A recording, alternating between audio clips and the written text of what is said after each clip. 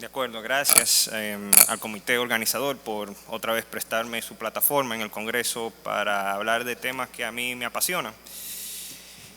Retracción dinámica, cuando sí y cuando no, es una pregunta que surge dentro del tema de una sombrilla más amplia, que es la movilización y la protección cerebral intraoperatoria. Este es un tema que ha llamado la atención de neurocirujanos desde el inicio de nuestra especialidad.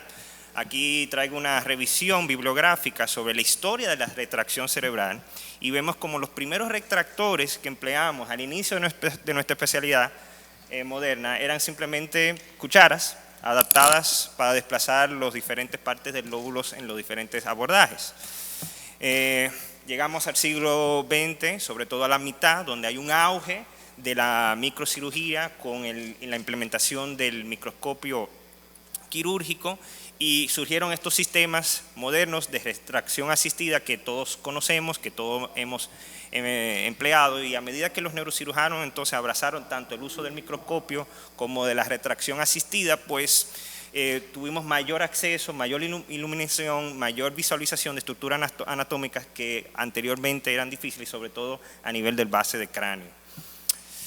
El objetivo de cualquier procedimiento quirúrgico es la resección de la patología subyacente con mínimo impacto a las estructuras anatómicas vecinas. Entonces, cuando desplazábamos el tejido cerebral empleando el uso indiscriminado de retractores automáticos, pues surgían complicaciones, y esto está altamente documentado. Le traigo solamente este ejemplo del grupo del Mayo Clinic, donde compararon la persistencia de edema cerebral en pacientes sometidos a resección de meningioma de fosa posterior, de fosa anterior. Dos grupos, uno donde se empleó retracción asistida y en el otro en la que no. Y para resumirles, pues en el grupo donde no se empleó retracción fija, el edema cerebral fue mucho menor y de menos duración.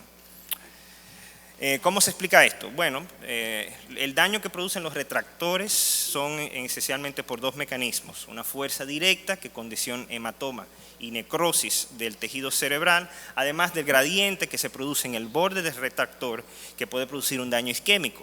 En la práctica se ha medido que los neurocirujanos empleamos una retracción entre los 20 y los 40 milímetros de mercurio, y sabemos que en el cerebro humano el umbral para producir isquemia y contusión está estimado en ser aproximadamente 30 milímetros de mercurio. O sea, que es algo que tenemos que mejorar. La necesidad entonces de prevenir esas lesiones asociadas a la retracción neuroquirúrgica es clara.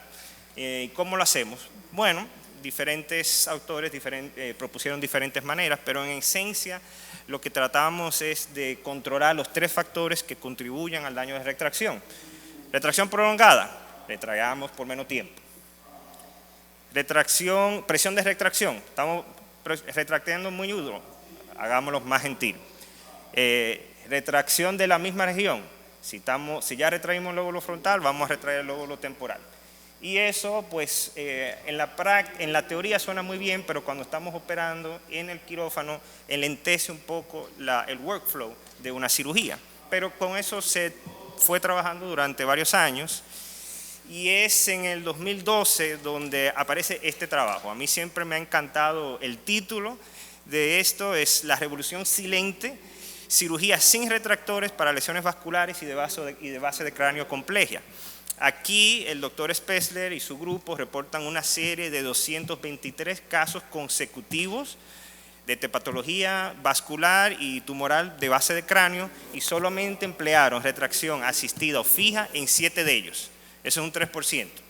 Y de ahí entonces su conclusión categórica, ¿no? La neurocirugía sin retractores es una meta alcanzable. De ahí en adelante, pues la publicación bibliográfica sobre esta técnica va aumentando. Aquí te dejo unos ejemplos.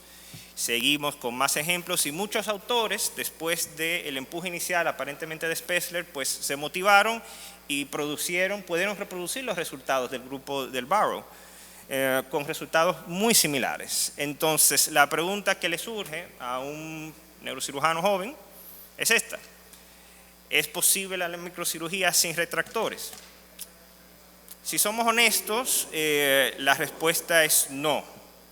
Ya hablamos, los neurocirujanos entendieron que es imposible tratar lesiones, sobre todo profundas, sin cierto desplazamiento de tejido cerebral. O sea, que no lo vamos a poder lograr.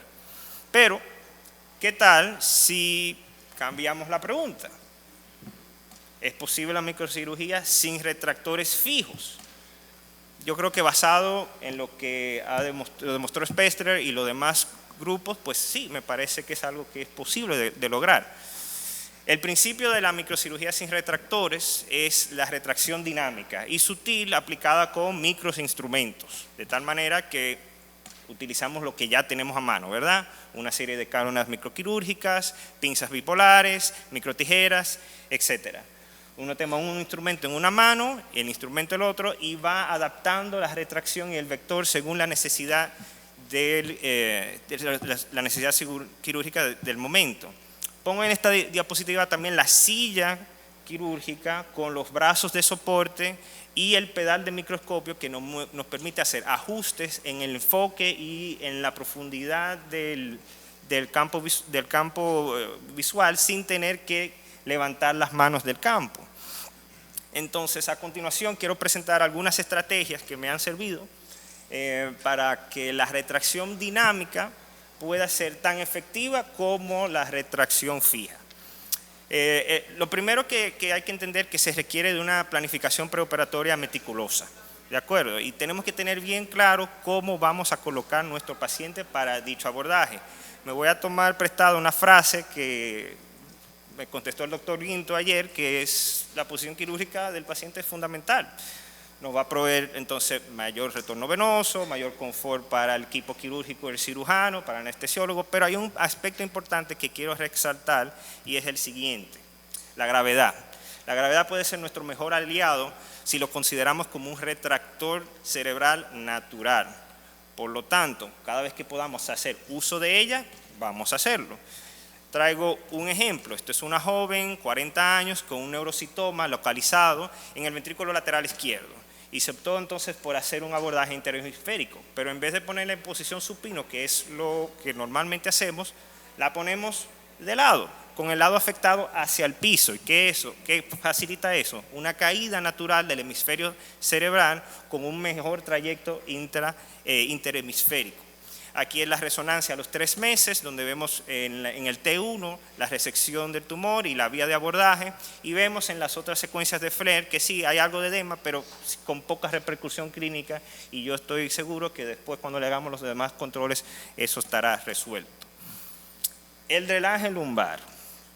Pensamos del drenaje lumbar muchas veces como un método terapéutico, pero si lo utilizamos con un método de relajación cerebral preoperatoria, nos facilita el manejo del tejido cerebral de una manera espectacular.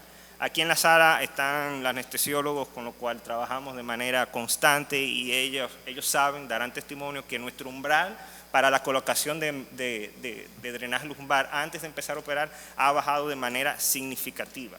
Ellos mismos ya me preguntan, ¿el paciente va con drenaje o no va con drenaje? Esto nos permite hacer entonces retracción de hasta 50, 60 mililitros de líquido cefalorraquídeo en intervalos de aproximadamente 10, y la verdad es que los resultados son espectaculares. Traigo otro caso donde utilizamos esta estrategia. Es una joven de 42 años con una clínica de neuralgia de trigémino de 5 años de evolución, sin respuesta ya a tratamiento farmacológico. Le pongo aquí la secuencia Fresta, donde no aparece un conflicto neurovascular clásico, sino más bien un quiste aracnoideo que estaba haciendo contacto con el nervio, y era el único hallazgo que presentaba. Se le propuso entonces una descompresión, ella acepta, se le coloca el drenaje lumbar antes de empezar la inducción anestésica, se coloca al paciente en la posición quirúrgica, hacemos entonces un abordaje retrosigmoideo clásico, y la primera imagen, la imagen superior, está tomada inmediatamente tras abrir la dura madre. ¿De acuerdo? Y miren la buena exposición que tenemos de la unión falco-petrosa sin necesidad de retracción, con solamente habiendo aspirado aproximadamente 40 cc de líquido cefalorraquídeo. Y en la imagen inferior ya vemos el quiste fenestrado, el quinto nervio, totalmente despejado, y eso se logró sin necesidad de retracción fija.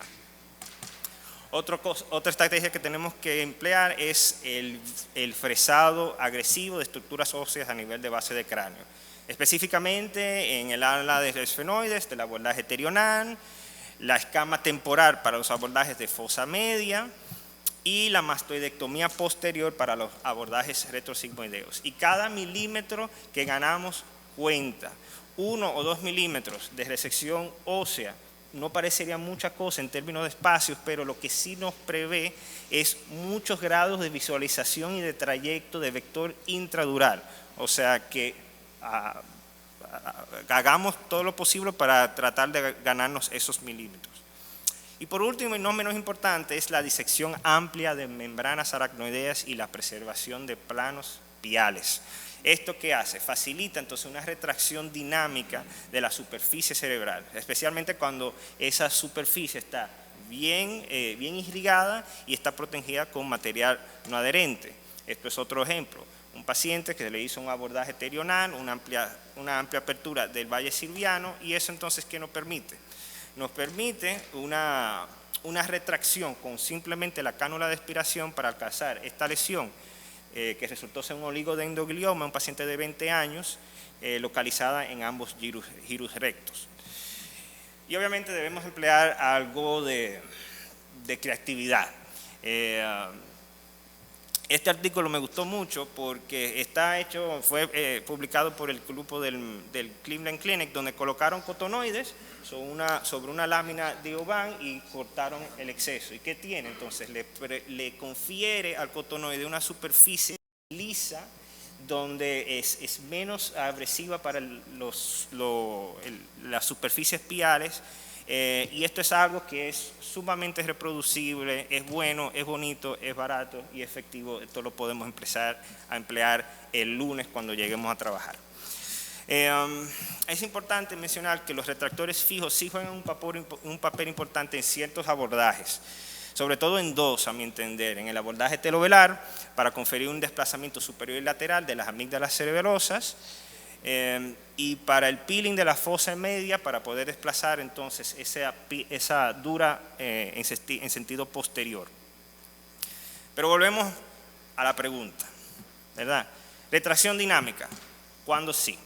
Bueno, si podemos emplear la gravedad a nuestro favor, si podemos colocar un drenaje lumbar antes de empezar a operar, si podemos maximizar el fresado de la base de cráneo, y además eso, podemos hacer apertura amplia de los planos aracnoideos, pues no veo por qué razón no podríamos intentar emplear la retracción dinámica en ciertos casos. ¿Cuándo no?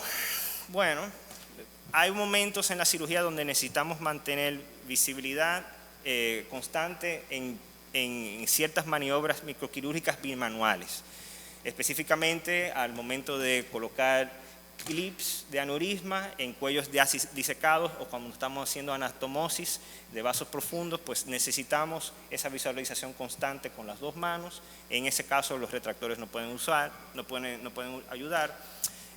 Cuando necesitamos fresar calcificaciones intratumorales, el craniotomo no es un instrumento confiable para retracción del tejido cerebral por razones obvias. Y obviamente si no nos sentimos cómodos, no lo empleemos. De acuerdo, en este sablón ya se ha hablado que lo mejor para su paciente es lo que usted sabe hacer bien. El uso de retracción fija pues tiene una larga tradición dentro de la neurocirugía con resultados excelentes, y lo único que se debe de emplear no de manera indiscriminada, sino de una manera juiciosa y adecuada. ¿Con qué quiero que nos quedemos entonces? Pues la microcirugía sin retracción fija es una meta alcanzable. Yo creo que sí. ¿Requiere de una curva? Sí, claro, tiene una curva de aprendizaje como todo, pero eso no tiene por qué disuadirnos. Requiere una planificación quirúrgica meticulosa y creativa. Tenemos que pensar un poquito fuera del cajón de lo que estamos acostumbrados. Lo podemos hacer utilizando al máximo lo que tenemos a mano. Todos tenemos aspiradores, todos tenemos bipolares, todos tenemos microtijeras, todos tenemos la gravedad a nuestra disposición. Vamos a utilizarlo. Y importante que no seamos tercos. Si tenemos que utilizar retracción fija, lo podemos hacer, pero hagámoslo de una manera estratégica. Y mi deseo es que, pues, con el tiempo aquí en el Congreso veamos menos de esto y más de esto. Muchas gracias.